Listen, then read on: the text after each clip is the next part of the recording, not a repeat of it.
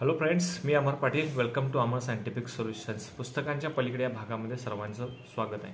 आजचा आपला जो विषय आहे तो आहे GXP. तर आज GXP म्हणजे आपण काय समजून घेऊ.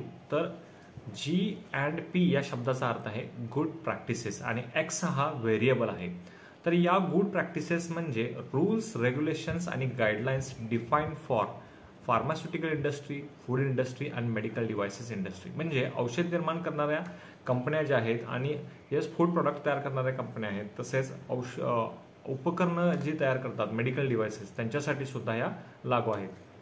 तर ह्या लागू करायचं कारण काय, तर जे औषध बनणार आहेत, जे मेडिकल उपकरणं जी बनणार आहेत आणि फूड इंडस्ट्रीपासून वेगवेगळे जे फूड प्रोडक्ट्स बनतात ते चांगल्या क्वालिटीचे असले पाहिजेत, त्याच्यामध्ये सेफ्टी असली पाहिजे आणि त्यांची इफिकसी सुद्धा असली पाहिजे. म्हणजे सेफ्टी याचा अर्थ आहे सुरक्षित आणि इफिकसी आहे याचा अर्थ आहे इफेक्टिव्ह असले पाहिजेत. म्हणजे जे मेडिसिन मार्केटमध्ये येणार आहे ते कसं असलं पाहिजे, सुरक्षित असलं पाहिजे, इफेक्टिव्ह असलं पाहिजे आणि चांगल्या दर्जाचं असलं पाहिजे.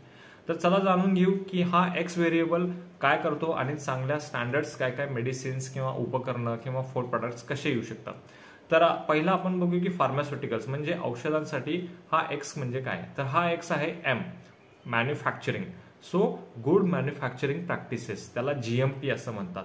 तर ह्या GMP प्रॅक्टिसेस मेडिसिन किंवा औषधं मॅन्युफॅक्चरिंग करण्यासाठी स्टँडर्ड अशा गाईडलाईन्स दिलेल्या आहेत की ज्याच्यापासून बनणारी जी काय औषध उत्पादने आहेत तर ती सेफ असतील, इफेक्टिव्ह असतील आणि स्टँडर्ड क्वालिटीचे सुद्धा असतील. त्याच्यानंतर आहेत GLP, गुड लॅबोरेटरी प्रॅक्टिसेस. आता एल काय रिफाईन करतो, that is laboratory, that is lab लेवलचं जे काही काम असणार आहे त्याच्यापासून बनणाऱ्या जे काही टेस्ट असतील त्या टेस्ट सुद्धा काय डिफाईन करतील की त्यापासून तयार होणारा जो फूड प्रोडक्ट्स असेल, तर जे काही सॉफ्ट ड्रिंक्स असतील किंवा आणखीन चॉकलेट्स असतील किंवा आणखीन काही असे असतील तर ते सुद्धा एका चांगल्या दर्जाचे बनतील, सेफ आणि इफेक्टिव्ह बनतील. त्याच्यानंतर आहे GCP, गुड क्लिनिकल प्रॅक्टिसेस.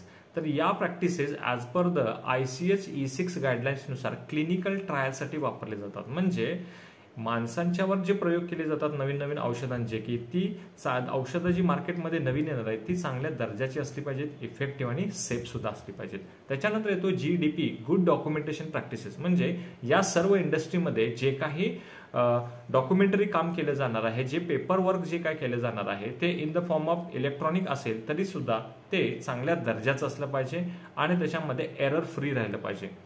तर अशा पद्धतीनं आज आपण GMP बघितलेला आहे, GLP बघितलेला आहे, त्याच्यानंतर GDP बघितलेला आहे आणि GCP बघितलेला आहे. अशा नवीन नवीन गोष्टी आपण अमर सायंटिफिक सोल्युशन्स थ्रू जाणून घेऊ. धन्यवाद.